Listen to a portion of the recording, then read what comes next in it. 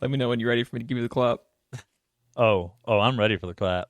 Oh, you ready? I don't think you're ready for the clap. Oh, I'm ready. You really adopted the clap. I was born with the clap. Molded by it.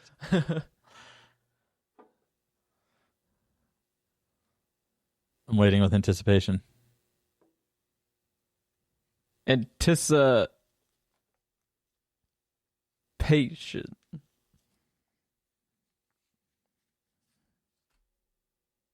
Frodo, are you ready for the clap?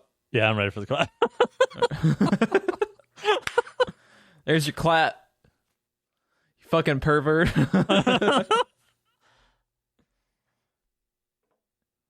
Did you do it?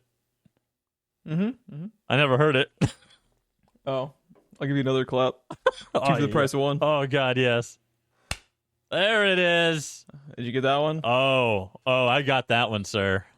Okay, good. Yeah. For some reason, the first one was louder on my Audacity sound file than the one you actually heard, so that's weird, but okay. Oh, my God. What has happened? Oh, my God. It's gotta be such a weird episode. All right. Let me drink my tea without spilling it. It's a bold move, Cotton. Let's see if it pays off for him. Oh, my God.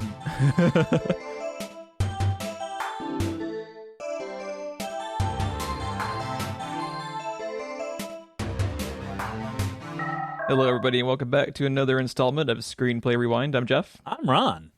How's it been going, buddy? Been going pretty good. My desk area is devoid of tea. It's all in the cup this time. Good to know. Good to know where it belongs. Right where it belongs, yes. Where it belongs. Always good to hear. So we were talking about in the green room about how Anchor may or may not be spying on our podcast because they very specifically and very bizarrely had that tweet about pouring a cup of tea onto a podcast. So I don't know how to feel about that. How do you feel about that? Like within hours of me following them. Yeah. Yeah, it was very strange. So specific. So maybe Anchor? Maybe. Sponsorship with SPR, I'm just saying I wouldn't be against it, like I wouldn't be against it. But how about you let the listeners know what movie we are going to be talking about tonight, Ron? We are talking about Lockout. It is a film by Luc Besson, known probably best for Fifth Element at this point. And stars Guy Pearce, Maggie Grace, Vincent Reagan, Joseph Gilgun, which I did not realize was what's his name in Preacher? Vincent? He is Cassidy. Cassidy. I was like, where have I seen that dude from? I was like, oh yeah, he's fucking Cassidy, dude. Oh, and just to clarify, it is the baseline story is written by John Carpenter. I mean, Luc Besson. So Luc Besson did not actually direct the movie. He just kind of like produced and oversaw it a little bit. Actually, I meant to look up what else the directors have done if they went on to other things, because this was their directorial debut. They have not. They have not. All right. If I recall correctly, they have stayed consistent in TV. One of them, okay. I forget which one. One of them has directed several episodes of Vikings, which I like. Okay. It's a good show. So they kind of segued into TV a little bit, but they have not done films since this. But it also has Lenny James, which people probably know as Morgan from The Walking Dead. And it's weird seeing him clean. He got it clear. He got it clear, right. He had to clear all the grime off of himself. Yeah. And then Peter Stormare, of course. God, Peter Stormare needs to be in every movie, and I would never complain. I love that dude. He's always Peter Stormare. Yes. And I will never, ever get old of fucking... Dude, he's just the best. He's the best. I love him. A fucking pencil. A fucking pencil. I want a t-shirt of that where it's just like the John Wick scene where he's just like holding the pencil about to like just fucking shake that dude with it, and then like the quote beneath it is just with a fucking pencil. I want one that's just a black shirt with the white drawing of just a pencil and then the quote. But probably his least Peter Stormarian-ness, ironically. Yeah, He's so like on the... He's almost a weird choice for how they used him, because usually you get Peter Stormare for Peter Stormare. Well, yeah, usually you get him for, so there's like a 0 to 10 scale of like Peter Stormare Cuckoo for Cocoa Puffs level. Like usually he's like closer to like the fucking 10 out of 10. He's just going like fucking crazy. He's very subdued. He's got his signature kind of like assholery on display in this movie, but he's not crazy like he is in most movies that people would like think of when they think of Peter Stormare, you know. Yeah. American parts, Russian parts, all made in Taiwan. I think of that all the time. That's a good line. But yeah, the one that caught me off guard because I finally just broke down an IMDb him is Vincent Reagan. He always looks familiar every time I see this movie. And is he the villain? Yes. Like the main? Yes, he's Alex, the main villain. And it turns out that he's my favorite character in 300. One of my favorite characters in 300.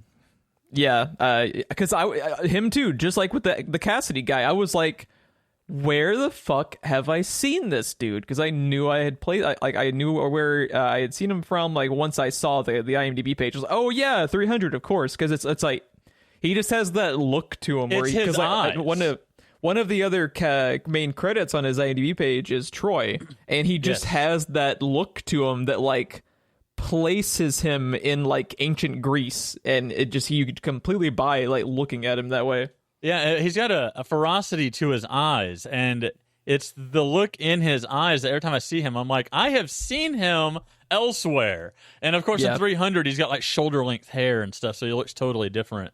But he is, if I recall, his son is Michael Fassbender in that movie, right? Yeah, I was just about to say, if anyone is ever just like browsing through IMDb, go check out the supporting cast of 300 and just look at how many like supporting cast members of 300 went on to be like fucking A-list, like Fassbender is kind of now. One of my favorite moments in that movie is when Fassbender loses his head and Vincent Reagan quote unquote loses his head and just starts cutting his way through everyone to get to his son in slow motion, and it's so badass. Yeah, it's super fucking badass.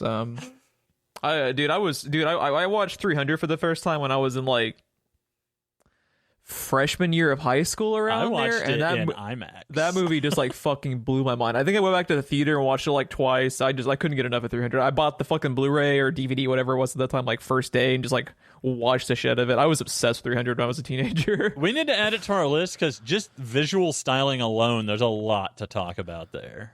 Yeah, and it's also kind of one of the better comic adaptations. It's not like a superhero story, really. You know, like I think it's kind of underrated in that aspect because a lot of comic book adaptations, when they're not superhero based, are kind of ass. Like at least a good chunk of them are. I remember at least Channel 6 here locally doing a thing where they were talking to history teachers about it because fucking field trips were going to the theater to watch 300. History classes were.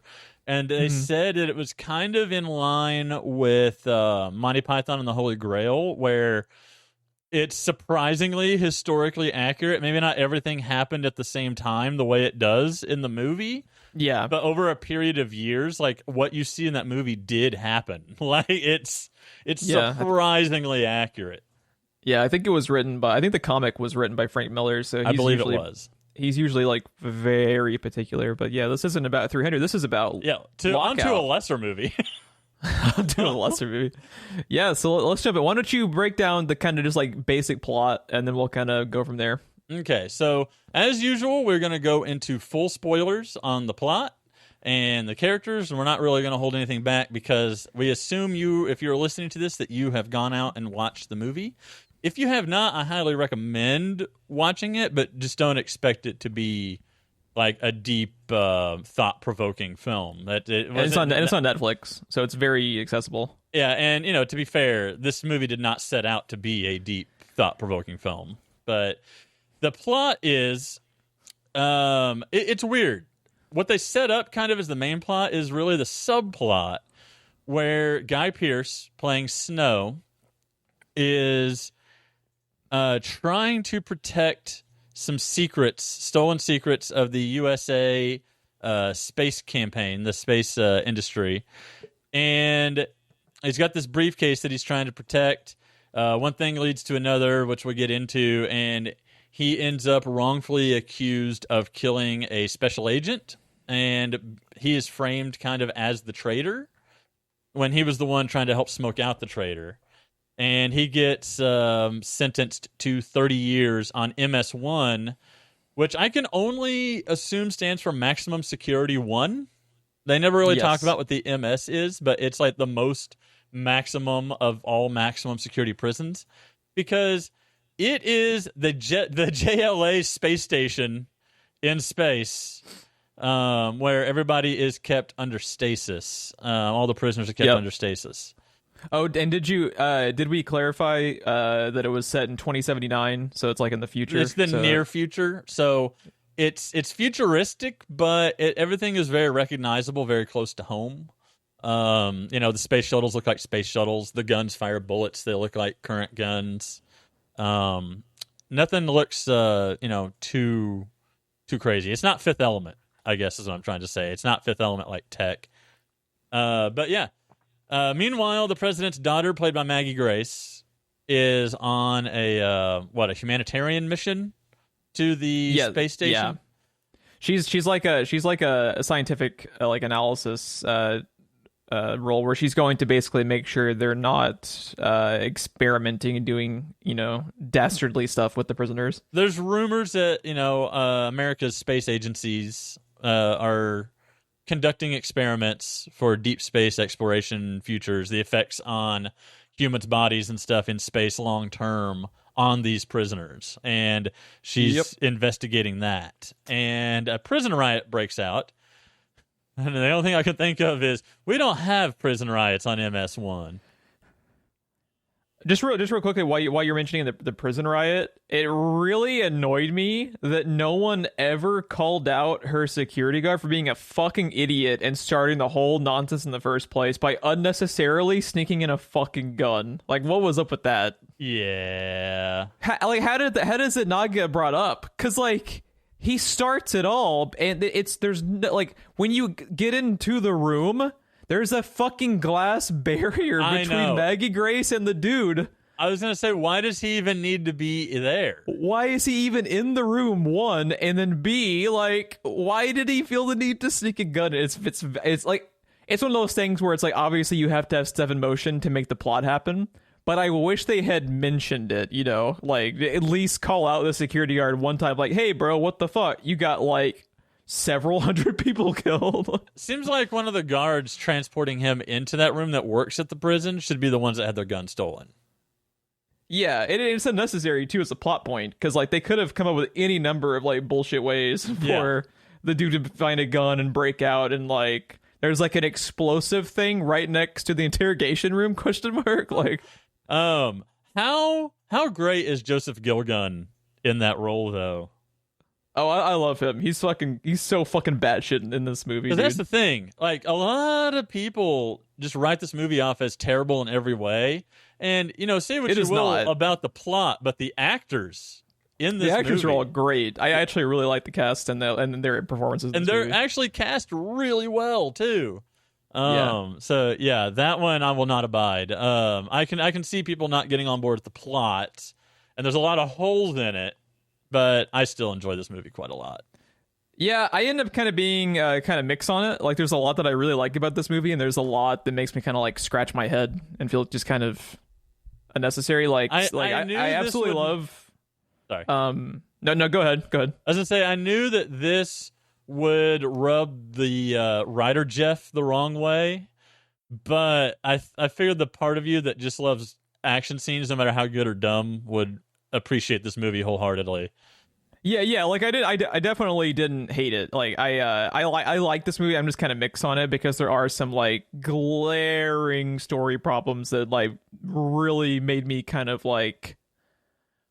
question how it got into the script, because one of the things that I can tell from later on in the movie is there's a lot of great one-liners in this movie, and it feels like Luc Besson himself, who's a really great writer. I think Luc Besson is actually a better writer than he is a director.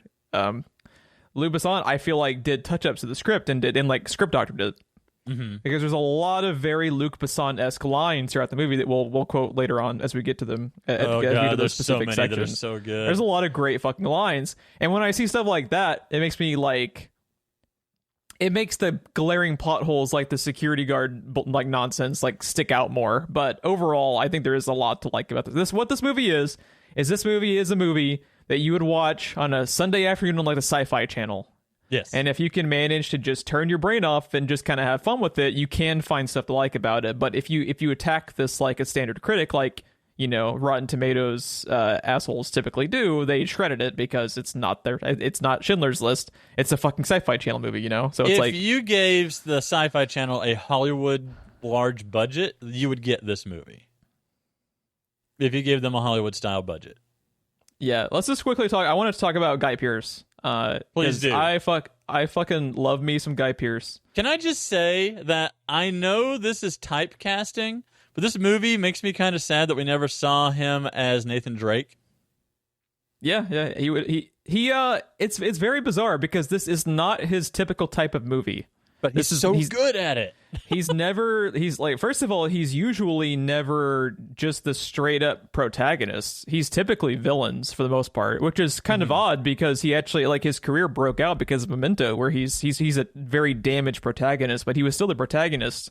And I wonder if it was Count of Monte Cristo, which was the very first thing I remember seeing him in, because he has this way about him where when he's playing a villain or, you know, like a very shady character, whereas Guy Pearce can he's so good in that type of just like pure evil. Like when I think of him, I think back to that Count of Monte Cristo villain, and I love me some Guy Pearce. But yeah, I'm really glad that this movie happened just to give him like a chance to play this type of character. Yes, he's a very Bruce Willis-esque character. But I like his humor better. I like the way he delivers lines. Some of the lines are not good, but they're great because the way he says them. Also, it's been weird, really weird too. Is, you know how, like I was saying, how I feel like there was a lot of script doctoring done by Luc Besson. Yeah. If you notice, the dialogue gets dramatically better throughout like the second half of the movie. Yeah. Because the opening scenes, which I would imagine weren't really touched very much by Luc Besson, because you typically let that, you know, remain with the original writers. You know, they're establishing their characters, because this baseline story, based on the way that it's credited, they credit the story with Luc Besson, but they credit the actual script, you know, with the other two people. Mm-hmm. And I feel like because the writing when you're first introduced to Guy Pearce, I think is a little ham-fisted. Like they're trying a little bit too hard to make him, you know, like, I'm Snake Plissken, I'm the lovable asshole, you know, like he's just. And Luc Besson's like, guys, you keep down this road, we'll get sued. We gotta change this up. We'll talk about that. We'll talk about that after we recap the movie, because I do want to talk about the lawsuit, because honestly, the lawsuit is more fascinating than this movie. Just the fact that it not only happened, but that fucking Carpenter won it, blows my mind. But like we were talking about, some of these very first lines that Guy Pearce has to say in this. And by the way, the title card and the actors that get displayed every time he's punched out of the frame is badass. I love one of my all-time favorite opening title sequences is this, because he's like getting interrogated by Stormare and his henchman Rupert, and as he gets punched by the interrogators out of the frame, out of like left frame, he reveals like Lockout, and, you know, like starring Guy Pearce and Maggie Grace, and it's just, and you see a new name or a new word every time he gets punched out of frame, and it's just such a clever little way to do it. I love that. Yeah, it's so good. But yeah, like his lines right there are very ham-fisted and unnecessarily Snake Plissken-esque. But then, like, as the movie goes on, like there were some like laugh out loud good one-liners from his character that I really, really like that we'll get to.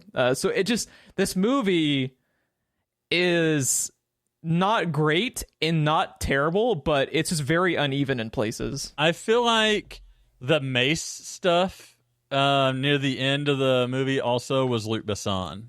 That seems like his handiwork with figuring out the case and stuff. Or at the very least, the idea behind it. Yes. That's. I love the way that sequence is edited when we get there. Yeah. But yeah, so the movie starts as you know, most action movies should, with a fucking shootout, man, to end all shootouts. All the bullets are flying, Jeff. Oh, you talking about like where like the plane with the minigun is just like going at it? Yeah. And one of my favorite moments right at the start of this movie that tells you everything you need to know about snow is when he leaps from one building to the second one, smashes into the window like Bugs Bunny, and then falls. Absolutely love that. Where like in 99.8% of action films, the guy, when he's leaping from building to building, the glass is gonna break and it's gonna look all epic and badass, and he's gonna be completely unharmed, even though he would be totally fucking dead, like on the ground bleeding out. And there's a full dumpster with mattresses thrown across the top of it that he happens to land on.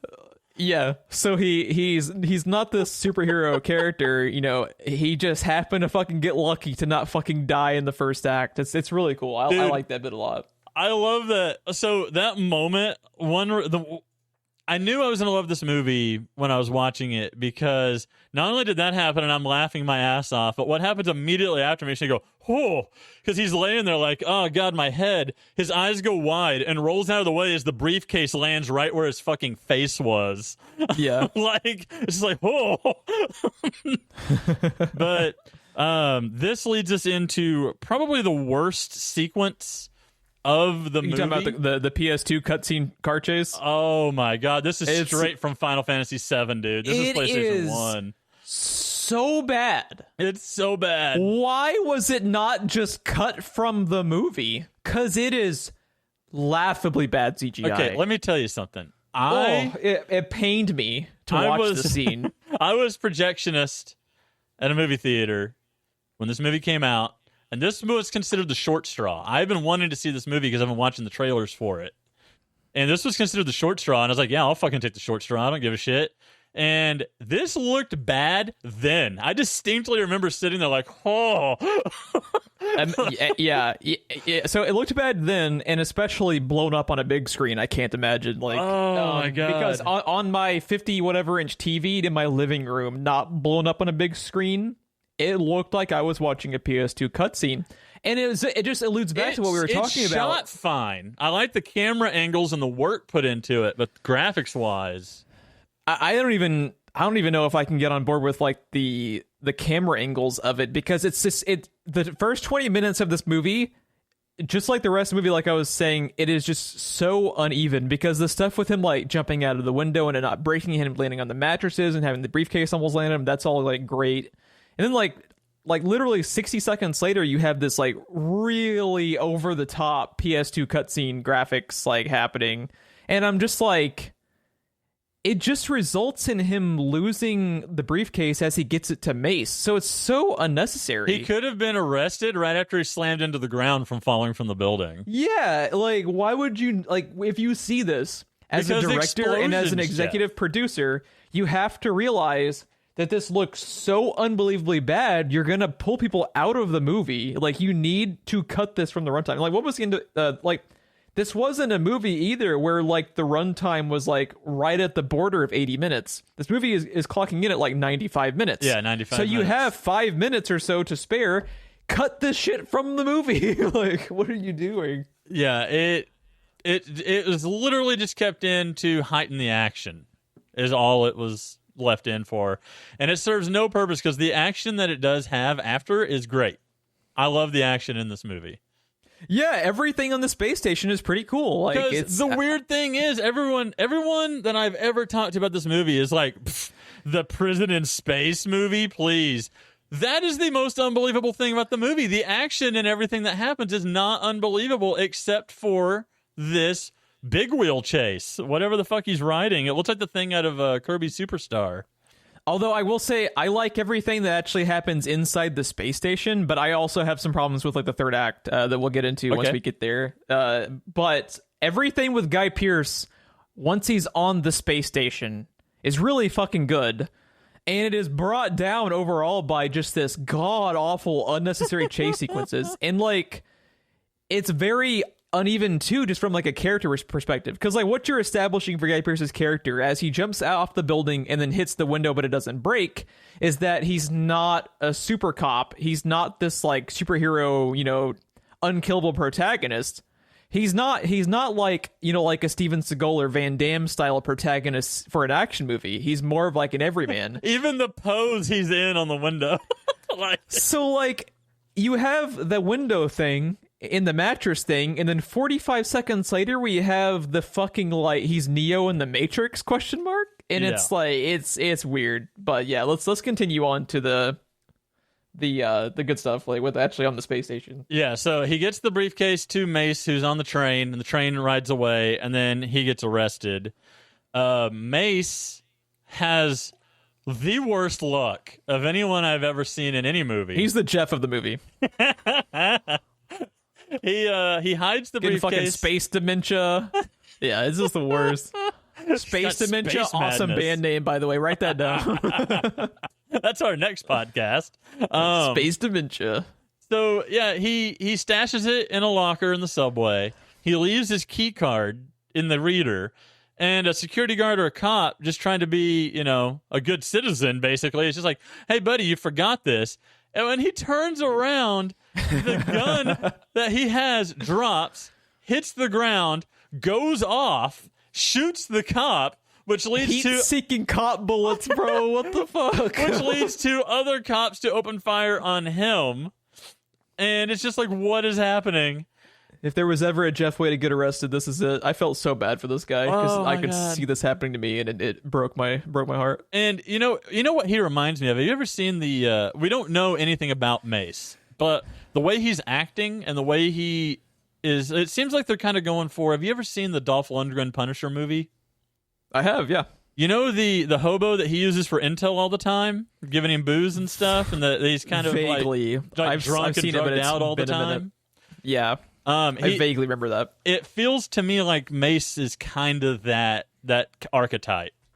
Okay, I can see that. Just kind of the bumbly sidekick type of dude. Yeah, and he's either like, drugged out all the time or drunk or just flat out dumb, one of the three. I almost said two. Yeah.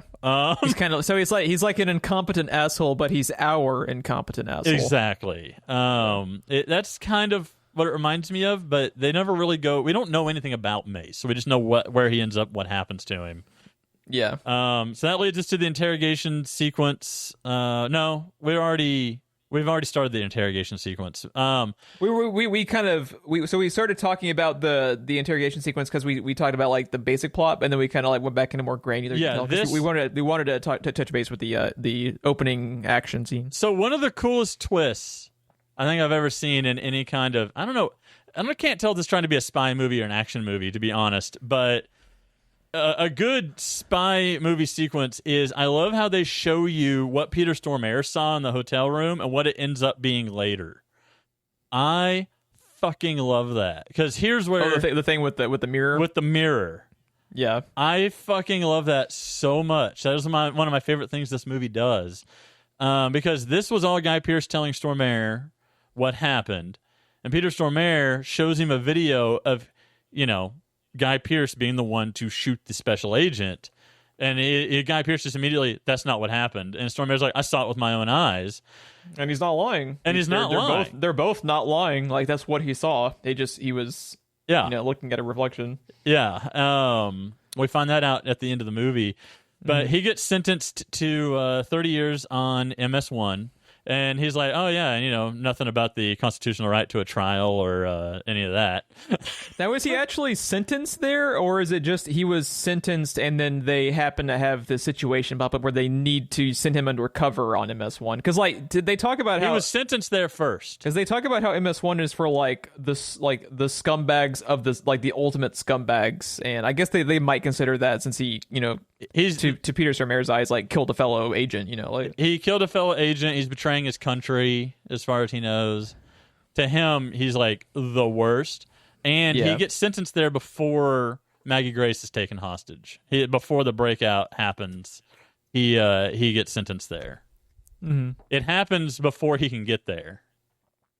And one of the best lines that I have, we go through the president and him finding out. I guess we should talk about Maggie Grace though. She gets there.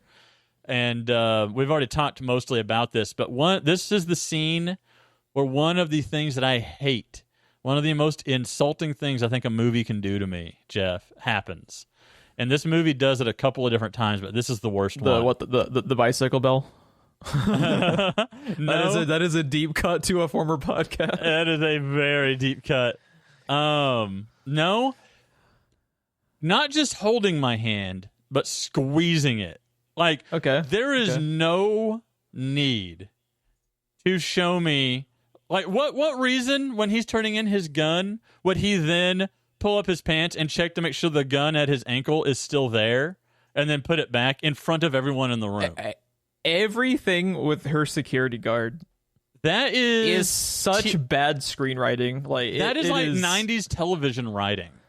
It's offensively bad, like you were saying. I totally agree. I think if you just remove her fucking security guard character, he does dumb shit even after this too.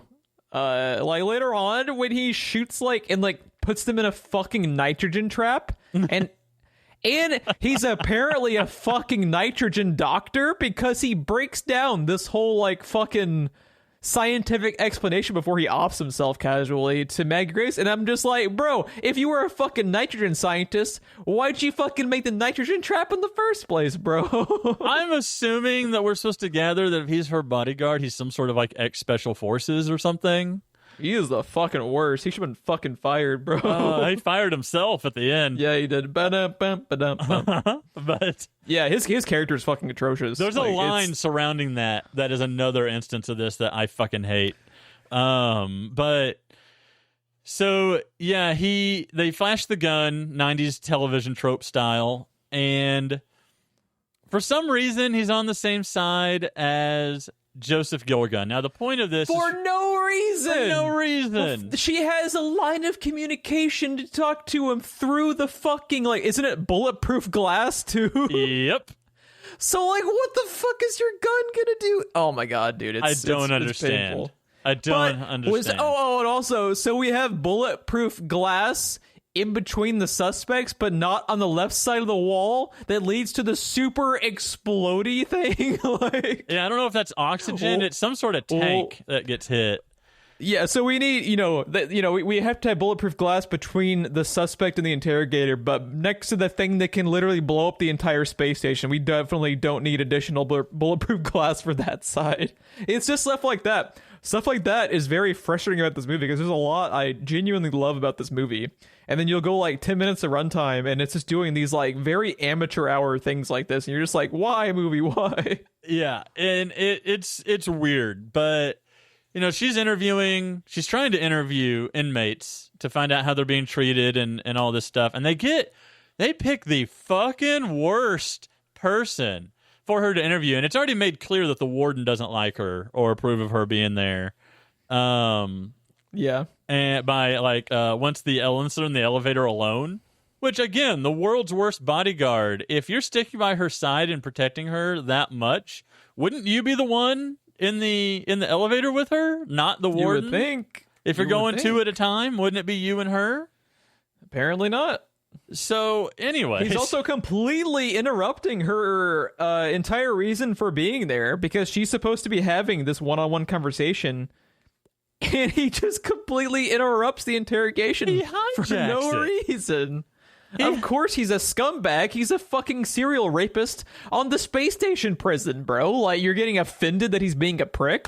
Of course he was going to be a prick. Yeah, I don't get it. I don't get anything about this scene, but just delete the PS2 cutscene and delete the security guard, and this movie immediately gets much better. Much better. But Joseph Gilligan, which is playing Heidel, gets the gun from the dude's ankle and causes an explosion by shooting, I don't know if it's an oxygen tank or what, that's through the wall.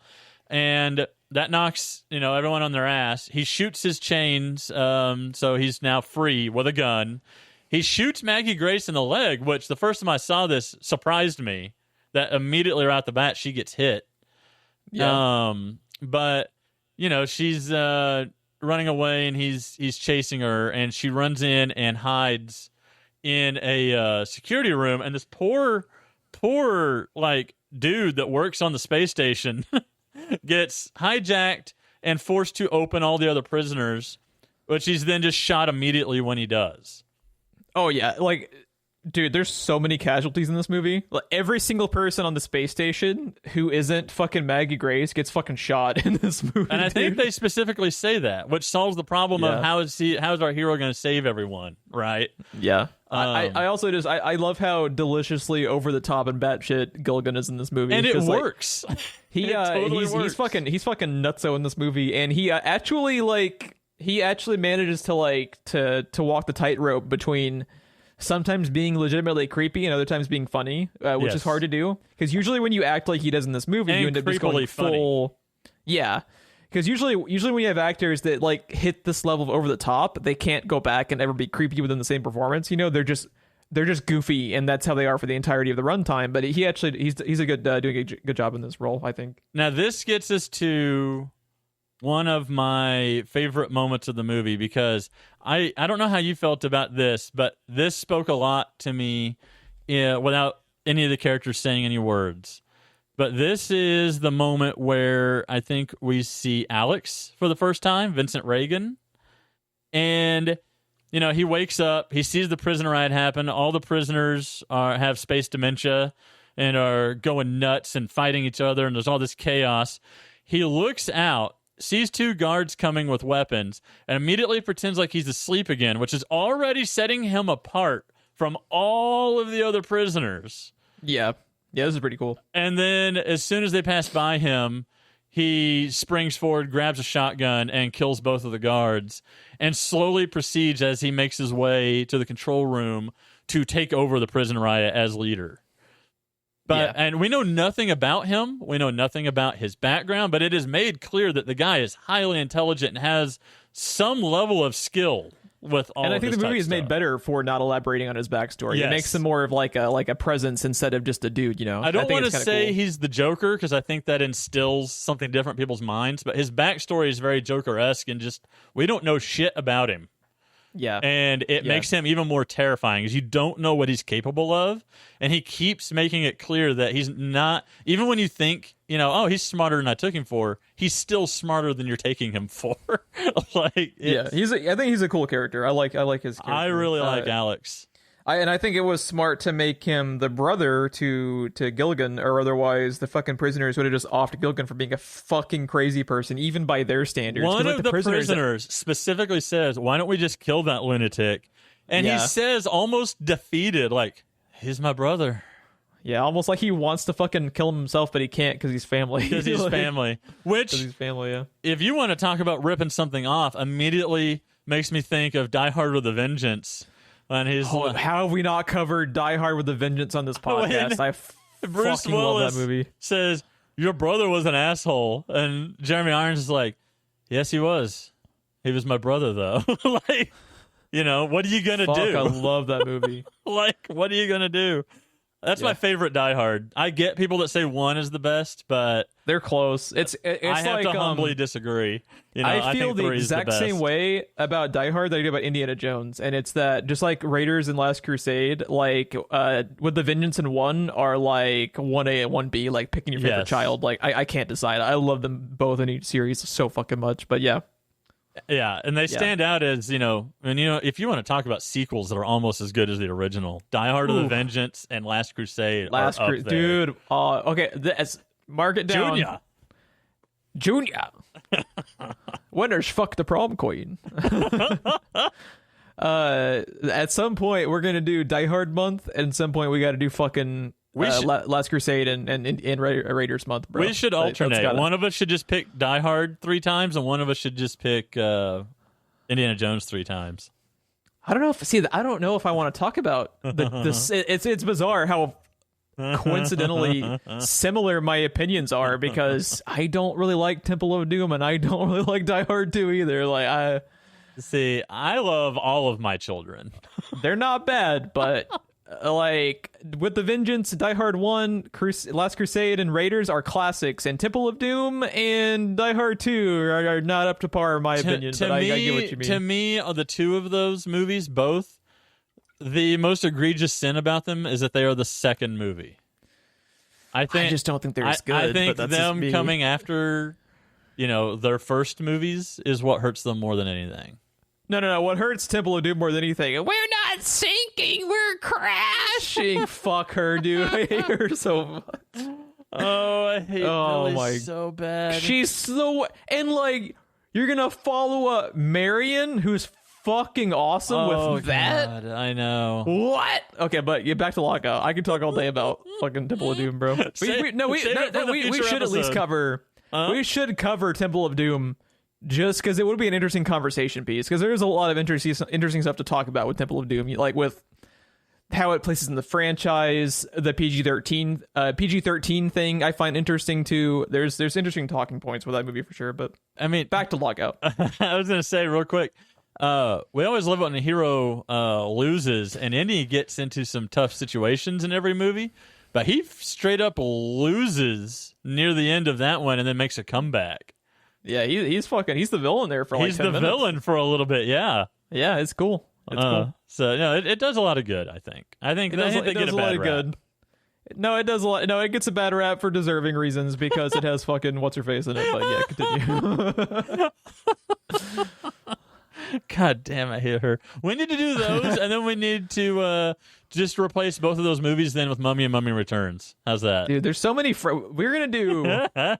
Let's do that for this summer. This summer is going to be franchise summer. We're going to do Mummy, Die Hard, Indy, and we do have planned too. We'll go ahead and put this down on the calendar. That way we'll actually have to do it. This December for the 20th anniversary, we're going to do Lord of the Rings, which I really want to cover. We'll probably do all three Prepare for the month of December. For the first 4-hour podcast. I love me some Lord of the Rings, but yeah, I like how this episode has just divulged into us rambling about the future of the podcast scheduling. But yeah, let's get back on topic. Let's go back to the movie. Okay, so Alex takes over. Peter Stormare is made aware of the situation on MS-1, and he and Lenny James, they talk about with the president kind of how to handle this. Peter Stormare wants to send in the Marines. Lenny James is like, yeah, and then that kills your daughter. Let's just send one guy. And the reason he is all for this is because he has found out that Mace is on MS-1, and Mace knows where the briefcase is.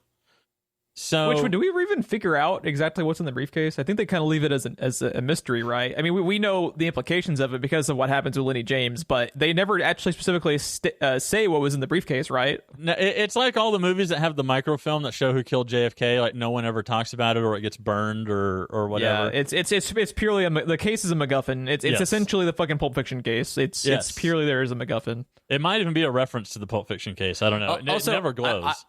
Also, as much as I do like a lot about this movie, but I am going to Monday morning quarterback the script a little bit in this instance, and probably retroactively could have helped them not lose their lawsuit. Okay, listen to this, Ron. Let me know what you think of this. All right. So one of the big reasons why they lost their lawsuit against Carpenter is the angle of the president. Okay. Because like essentially what this movie does is it switches the president hostage for the president's daughter as the hostage. Here is my idea to fix that aspect of the script and make it still work, and actually make it a little bit more interesting in my opinion. Okay. So Mace is the president's son. No. So Peter Stormare is a super high-ranking member of the Secret Service, right? Yes. Why not just make Maggie Grace his daughter and never include the president at all? There you go. Because that eliminates the direct nod to, Escape from New York, because the president's never involved.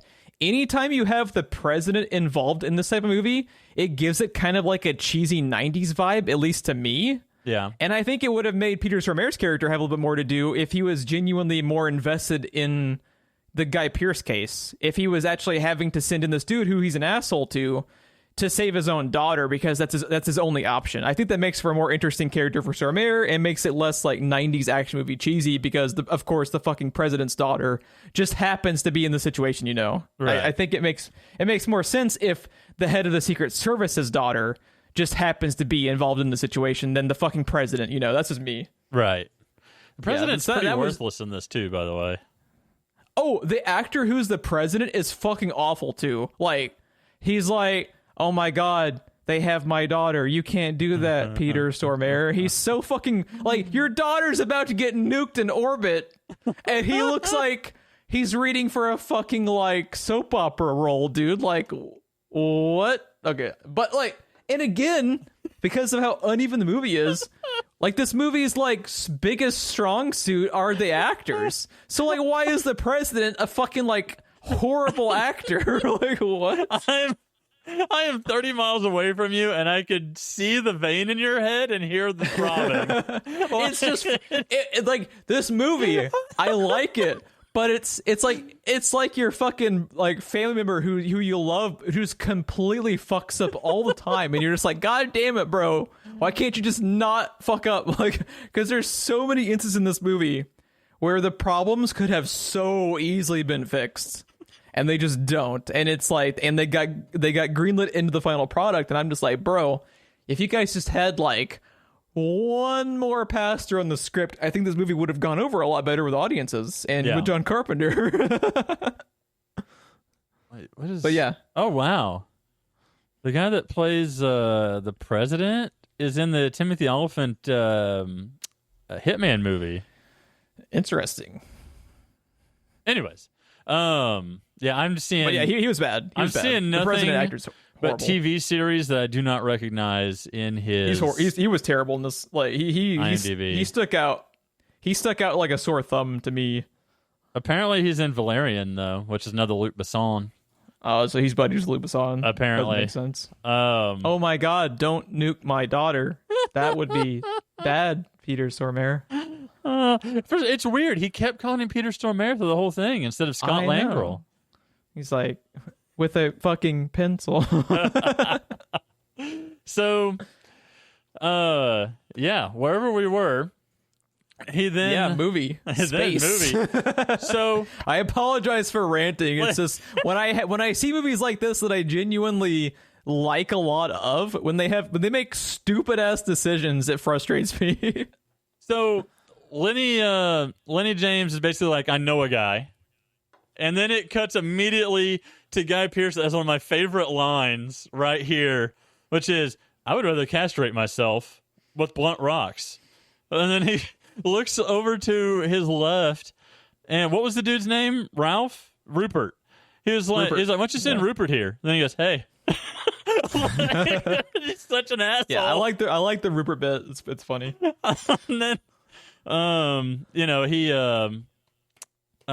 he's informed that Mace is on MS-1 via coffee cup, and he all of a sudden is like, you know what? I'm just joking. Yeah, I'll go. And then when he stands up, he proceeds to kick Rupert in the balls, and then step over him.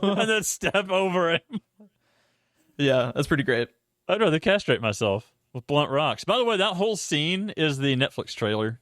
If you're scrolling through Netflix and you hover on it. Hey, quick aside. Hey, Netflix, let me turn off your fucking auto trailers. Oh, God, I hate them so much. Disney Plus has been a thing for like 5 minutes. Disney Plus lets me turn off auto trailers. Netflix has been a thing since like World War II. Why can't I not turn off fucking auto trailers? I scroll on my phone to avoid it. When I find something I want to watch, I just go directly to it. Ugh. Yeah. Just to avoid it. Yeah, it just frustrates me because it's like, Netflix, you're better than this. I would hope. Please turn that shit off, please. So one of the other lines that I had that I love is, first he gets the green light to go in to the space station. He's on the bottom of the shuttle that takes in the negotiator. And then they tell him to hold on because it seems like the negotiator's actually going to pull it off. And he's just like, oh, my God, I'm coming, I'm going. Will you make up your mind? He's just dangling on the bottom of the space shuttle. Yeah, and the negotiator actually would have saved the day if Gilligan wasn't a fucking psychopath. Right. Anyway.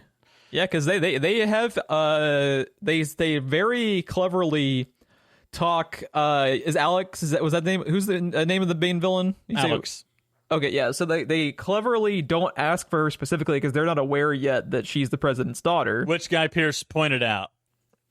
Yeah, which they very cleverly in the negotiation tactic, they say, why don't you give us a woman? They really like, women to be the hostages that are exchanged, even better if they're injured, because they're subtly hinting that they want to get her out as the hostage. And they're walking her out like on the way with a negotiator, and Gilligan is just like, no, she's mine, because he had this whole fucking he's got a fixation on fight her. with her. Yeah, he's like obsessed with her because he was about to rape her and probably kill her like 20 minutes earlier if Alex hadn't stopped him. Yes, because he realizes they need the hostages to get anything done.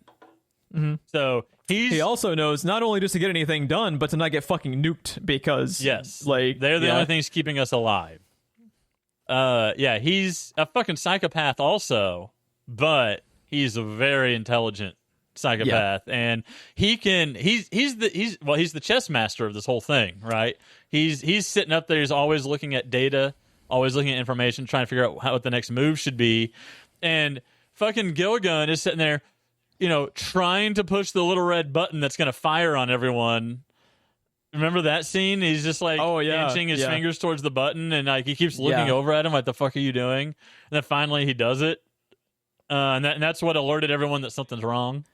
I almost feel like them making Gilligan his brother was like a script doctored element, because I wonder if like they weren't brothers initially, and he does so many stupid things throughout the script where they're just like, okay, we have to give them a familial relationship or something. Yes. To explain why they didn't just fucking off the psychopath who was putting the prisoners in danger of getting fucking like missile launched and out of orbit like the entire movie. So they oh god, we're going to talk about that too. So Emily, which is Maggie Grace, and her dipshit bodyguard go hide in this room. They lock themselves in, and then dipshit shoots the control panel to lock them in, which somehow disables the control panel on the outside. I never understand that trope in movies. Well, it's not just that too, but he like has created like a nitrogen trap essentially between them, like where like he don't they say like the room is hermetically sealed, and it's only got a certain amount of oxygen, and he didn't realize it when he locked them in. And worst bodyguard ever. The movie should have just been about her surviving him. Yeah, he is the main villain. This is true. The main villain. He is the reason 600 people died. Like, no cap. He is. Oh my god. So, anyways, this is okay. First off, I love how Alex says, "Bring me a security engineer." Actually, bring me two. And then this scene's awesome. As soon as they walk up, he immediately shoots one of them without ever saying a word. Looks to the other one. He's like, hopefully this will shorten the "it can't be done" conversation. That is so badass, dude. I love that scene. You're just like, oh shit, like that's fucking that is very good villain establishment of just like making him like a presence. He's just a complete fucking badass who will not be fucked with, and it makes it kind of viable as far as why the other prisoners are following in his footsteps. Vincent even through Reagan is acting his ass off in this movie in the best way. He is so goddamn sinister, and again, that intensity in his eyes, and it's cool too because he's like the yin to Gilligan's yang. Because like he's very in control and centered, while Gilligan is just a fucking like on a rampage. In his eyes, he looks crazy, but there's an intelligence behind them. You can see it in his fucking eyes, Jeff. Yeah. And then that guy is failing to open it, and when he starts urinating himself, he's just like, "Oh, we're gonna need another security engineer. This one sprung a leak." And then next thing you know, he's bringing out a third security engineer. They are not fucking around. He's just like, "You have 3 minutes," and he's like, "You can shoot me, or you can give me 5, and I'll have it open." He's like, "Nice sales pitch." Like, at this point, now is it before they leave to go do this, where they have figured out, where Alex has figured out that she's the president's daughter, or is it after that? I can't remember because they do figure out that she's a Warnock and that she's the president's daughter. At this point, he has figured it out because he knew the warden that they shot out of an airlock was trying to tell them something about the girl. And then he sees like a newspaper tablet thing on a counter talking about President Warnock. And he goes over back to her badge, which is still in that control console where it had fallen off, and sees her name is Emily Warnock. And that's when he started looking for her and found her locked in this room. So he meanwhile, at the Hall of Justice, Quarantine while Snow is crawling through the ventilation ducts alien style. Very alien in the camera angles and stuff on this. And he manages to... Oh, no. He hasn't done that yet. This is when he... okay, back up. I fucked it up. When they were in the elevator with the person that she hits with a fire extinguisher... The elevator doors open, and Guy Pearce is just standing there as this is going on and gets tackled. And then he also gets fucking belted by the fire extinguisher. The sound effect on that fire extinguisher. Oh, yeah, dude. I got a concussion just watching that shit on Netflix, bro. It was brutal. So then he goes in, he sees that she's locked in there, and he's like, well, she's safe. And then he goes off trying to find Mace. So that's what he's doing when all of this is happening with the security engineers, is he's trying to find Mace. By the way, that det cord around the dude's neck, and then he just balls up like Indiana Jones under the plane, and the guy explodes and his head flies off. Oh, yeah. Yeah, Guy Pearce's character. I love Guy Pearce's character. He's a badass. So he goes through the ventilation ducts. He cuts his way into the room from the ceiling or through a duct or something. Drops in. At this point, the security guard has already shot himself to preserve oxygen. And the line that I hate the most in this entire movie has already been said, which was, somehow she found more oxygen. Jeff, why was that security guard so full of oxygen, and why did it escape his head when he shot himself? How did she find more oxygen when he shot himself? How do sensors read more oxygen? They will read a slower depletion rate. The only thing I can think of is they're trying to like dumb it down for the audience. Exactly. This is back to not only holding my hand but squeezing it so fucking tight, and I fucking hate it.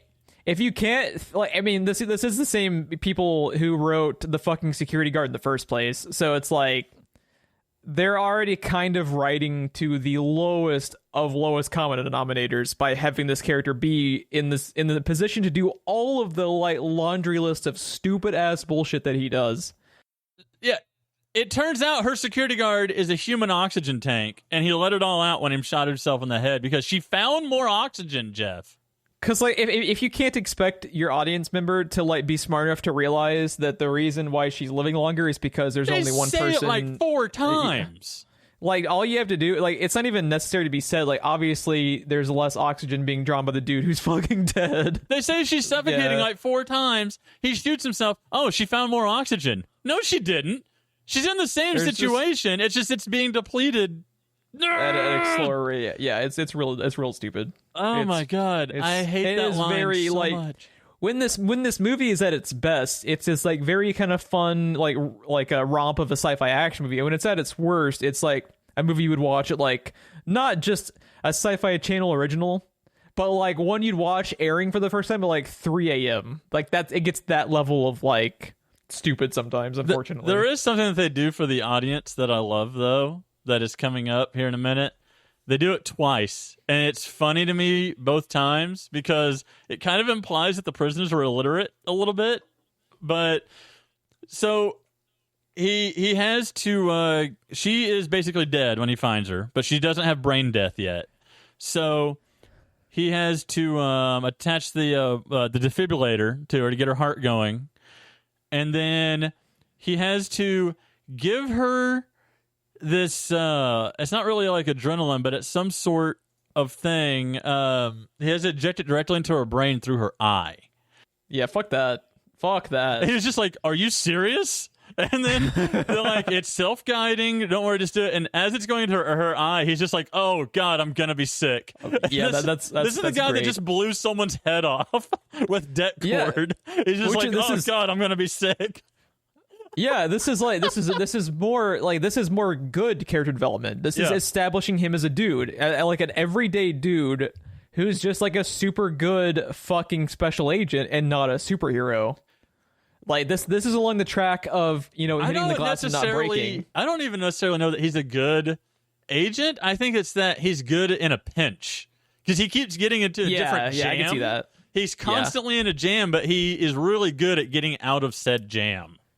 Which is very useful if you're a special agent, because their situations are just constantly not going to plan. So you can see why he is on these, at the very beginning before he gets framed. Essentially, you can see why he is tasked with these impossible tasks, because he just finds a way to make it work. Snow finds a way. Indeed, yeah. So he brings her back to life, and he's giving her mouth to mouth when she wakes up, and she hits him, and she's like, "What are you doing?" And he's like, "Well, I'm the guy that just brought you back from the dead, and honestly, I kind of prefer you that way."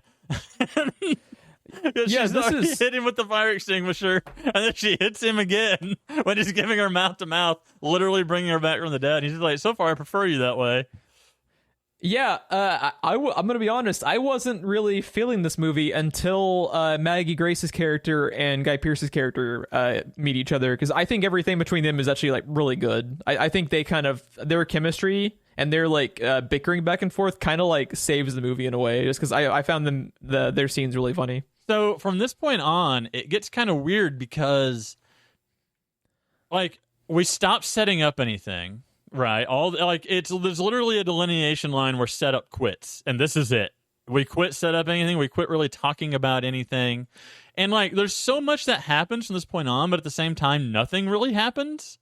Their situation never changes until the end of the movie from this point on. It's kind of weird. It's the movie has a first act and then 2 third acts. Yes. And there's no turning point. There's the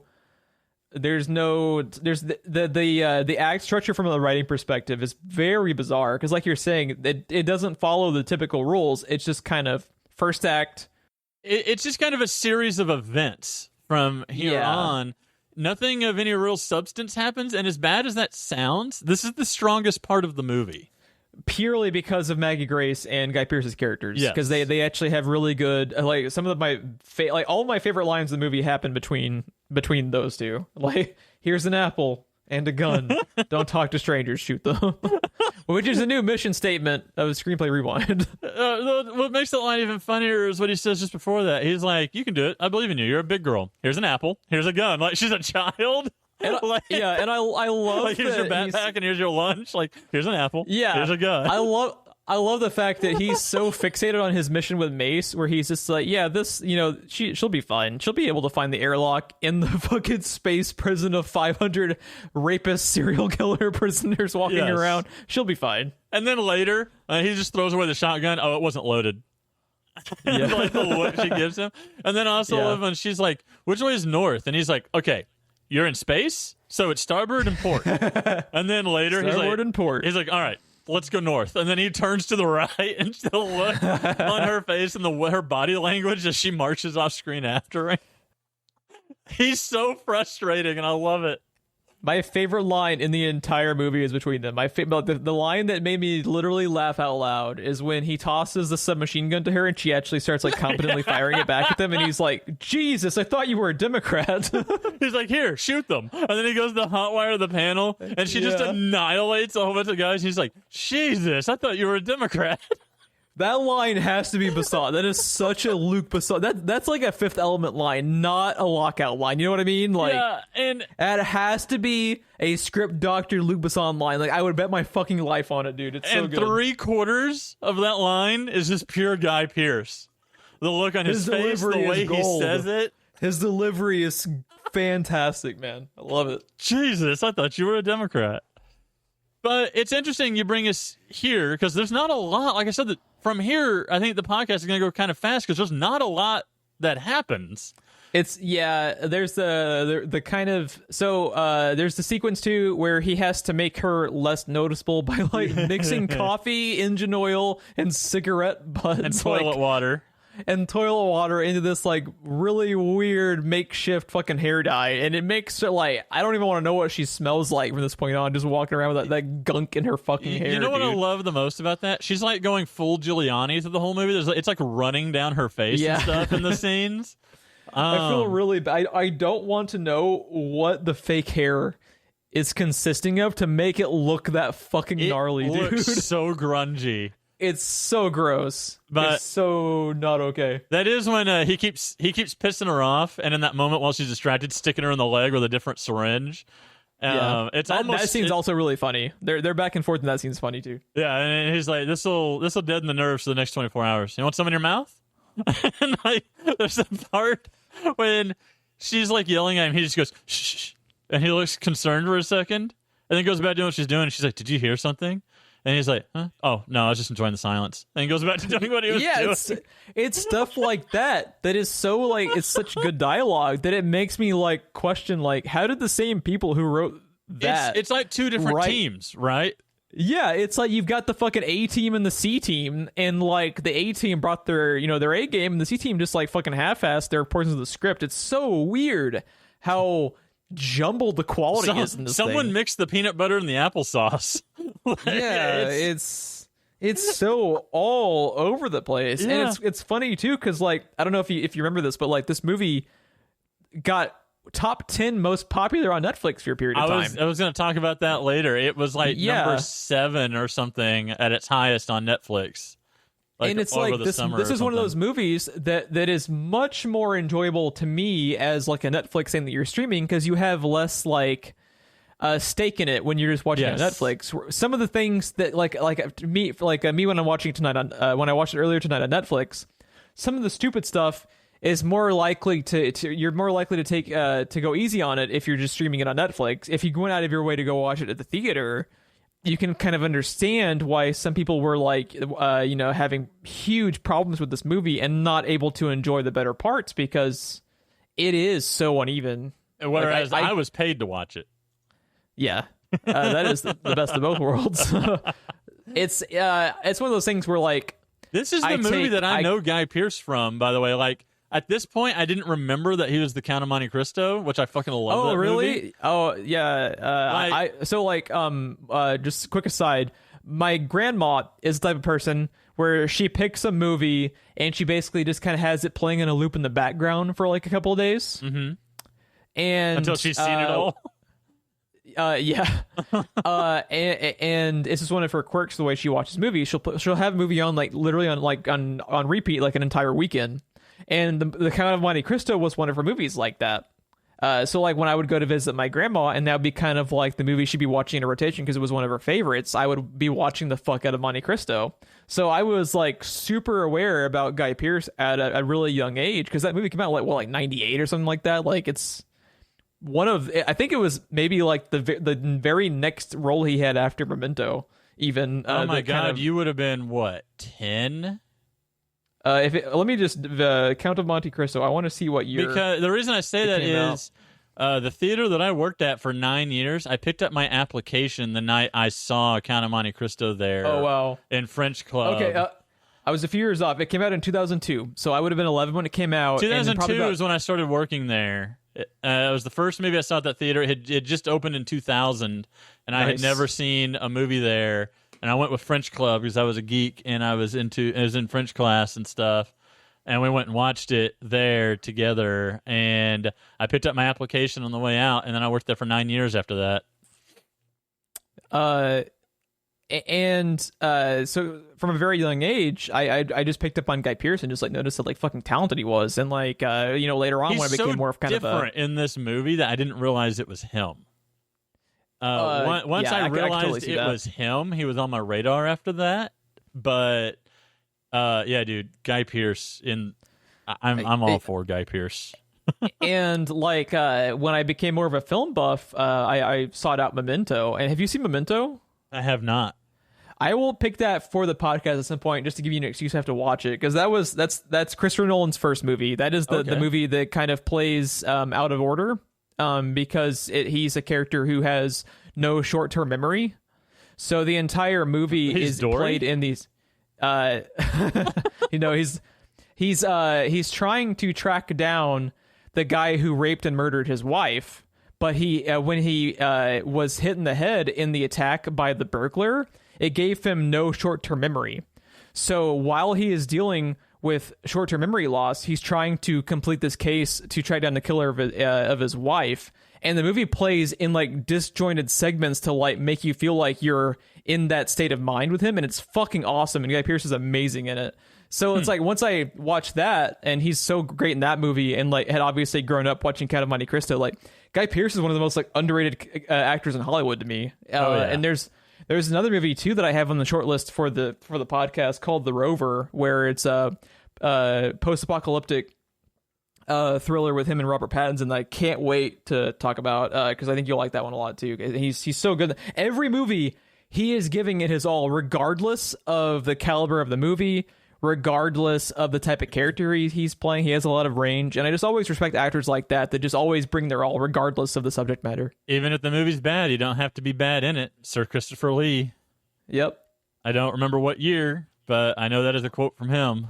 Yeah. Yeah. Guy Pearce is fucking great in he's everything, great. Even if the movie's not great. But what's funny is right after the Democrat line, when the door opens, Mace is just fucking standing on the other side of the door. Isn't that right? Isn't that where they find him? Yeah, because the reason that he had to give her the fucked up hair is to make her look more like a prisoner, so he could walk her through the big open bay area where they had them all in their like stasis lock pods. Oh, we didn't talk about El Diablo though. Oh yeah, with, like the 7 foot tall fucking El Diablo dude. Like, oh Jesus. Yeah, I love it. And he's like, is there anything else I can do for you? No, not really. Well, I mean, you could move out of the way. And then he's like, oh, what's the password? And then, oh, you don't know the password. And then he ends up kicking him in the balls and running, right? Like, yeah, you gotta love how like this dude could pick up fucking Guy Pearce and bane him like fucking Batman over his knee at any moment, and he's still being a fucking smartass to him. I love it. No, not really. Well, I mean, you could move out of the way. Like, yeah, the way he elevates. They're very lucky they were able to get Guy Pearce, because this movie could easily be a fucking colossal piece of shit without some of his delivery. Like, he's he such always a lovable asshole. Work. I kind of wish we had seen him as Nathan Drake, at least something. Yeah, or just give him more roles in general. This was like, 2012. Fuck. That game was 2007, I think. There's no reason. Well, it had to go. It had to go in development hell for 20 years, because Monster Hunter can get made, but Hollywood's like, I don't know how to touch the Indiana Jones ripoff. I don't think that would work as a movie. The Indiana Jones Tomb Raider ripoff. Yeah. Don't get me started on fucking Hollywood video game movies. Oh, I know. We're gonna have to cover some at some point though, just to do it. Do we? We do. We do. Fuck. So we find Mace, and he is gone. Like, mentally, he is just gone. He's talking in broken sentences. He's got the space dementia. He's got the space dementia. He's got the space madness. Yep. And he. At this point, Guy Pearce has realized that he's kind of lost all hope at finding the case and clearing his name and getting he's seemingly just spewing out random words. Yes. Yeah. It's not good to pull it out in church, apparently. That was one of the things you got a lot of background on Mace, but not on like the villains. Interesting enough. But yeah, and then Mace has a real tragic end. Oh man, that's rough. Like, they go through a door right as the International Space Station crashes into MS-1, and which we're going to talk about here in a second. But International Space Station crashes into MS-1, causes a hull breach, and it automatically locks down and seals off the breached area, which Mace is inside of. And he's too far mentally gone to push the life-saving button on his side. Yeah, all he has to do is just open the door, but he's so gone he can't even understand that. He can't understand to open the door, and Guy Pearce is just yelling, "Come on, buddy, hit the panic button. Come on, just the button. It's right there." And he just cannot figure it out. Guy Pearce is shooting the door. He's bashing the window. And the entire time, he keeps saying to Maggie Grace, "Lullaby, I see you, I foresee you, Locker Green, lullaby, I see you, I foresee you," over and over until he just kind of freezes to death. Yeah, and the way that he's like They hold the same angle on him through the paneling where you can see him as he starts to turn like gray from being frozen. It's a good shot. And he's like sad. Frozen in mid-word. Yeah, and it's just like, man, it sucks being the Jeff of the movie. You know, you drop fucking guns that auto toggle fucking cops. You get arrested and thrown into the fucking space prison. He 360 no-scoped that cop. Yeah, he did. And all he did was drop the gun. I want him playing PUBG with us, dude. I want Mace. Yeah, no fucking kidding. But yeah, so that's insanely tragic because literally all he has to do is push a button to save his own life. And he's just too far gone to even do that. But I feel like he realizes he's in some kind of danger because he's desperately trying to get information to Maggie Grace. Like, he's looking her dead in the eyes, saying the same things over and over again, and it turns out to be super important at the end of the movie, everything he said. Yeah. He's like the Hodor of Lockout. Yeah, he realizes on some level that he desperately needs to tell her this, but he can't. At the same time, he can't understand enough, to save his own life. And that kind of tracks with mental illness and brain damage and all that. You can understand certain things and not understand certain things, even if they're simple. Hello, everybody. A little extra bonus coverage from Jeff. So we did not realize during this episode that it was going to end up being as long as it was. So just to make it a little bit more of a digestible chunk, Ron and I have elected to split this off in 2 different episodes. So be sure to check back in next week when we have part 2 of our Lockout coverage. Followed the week after that by our regularly scheduled coverage of Jojo Rabbit, still available on HBO Max. Again, we didn't intend to end up having longer coverage for the review than the actual movie's runtime itself. So yeah, if you'd like to follow us for more updates, you can check us out on Twitter at SPR Filmcast for show updates. And be sure to, subscribe on whatever podcast platform you found us on to get future episodes. We appreciate you listening, and we will see you next time.